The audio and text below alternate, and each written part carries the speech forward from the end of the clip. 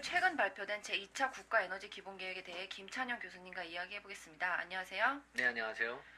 우선 제2차 기본계획의 전반적 내용과 특징은 무엇입니까? 네, 이번 계획은 기존의 수요 추종 방식에서 수요 관리형으로 변경이 됐고요. 또 에너지의 안정적인 공급을 위해서 집중형 발전 시스템에서 분산형 발전 시스템으로 변화를 꾀했습니다. 이외에도 신재생 에너지 비중 유지와 또 에너지 안보 등을 고르게 반영해서 에너지 수급과 환경의 조화를 추구했습니다.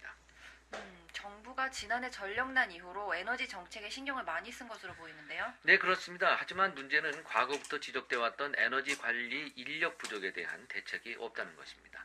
그렇다면 현재 우리나라 에너지 관리 인력은 얼마나 부족합니까? 우리나라 에너지 효율 관리 시장은 이제 겨우 형성되기 시작한 전형적인 초기 단계에 불과합니다. 유럽 같은 경우는 10년 전부터 이 분야에 투자를 해왔었죠.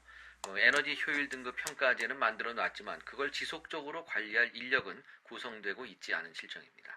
그렇다면 구체적으로 어떤 정책이 필요할까요? 우선 에너지 관리 실무를 담당할 인력을 국가 차원에서 늘려야 합니다. 일단 저숙련 실무 인력을 양성해서 아웃소싱을 하는 거죠.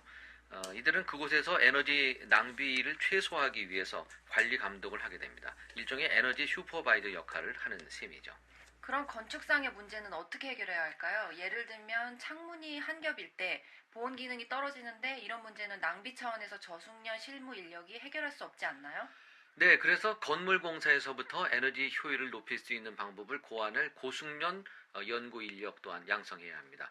에너지 관련 학과를 대학에 개설하고요. 학교와 연구소를 연계시켜서 실용적 감각을 키워줄 필요가 있습니다. 하지만 현재에도 에너지 관련 학과는 있지 않나요? 물론 있지만 에너지 관리 인력을 충원하기에는 역부족입니다. 에너지 학과를 정부에만 배제한 경력에서 이들을 지원해 주는 우리나라 같은 자원비 쪽에서는 에너지를 얼마나 잘 쓰는지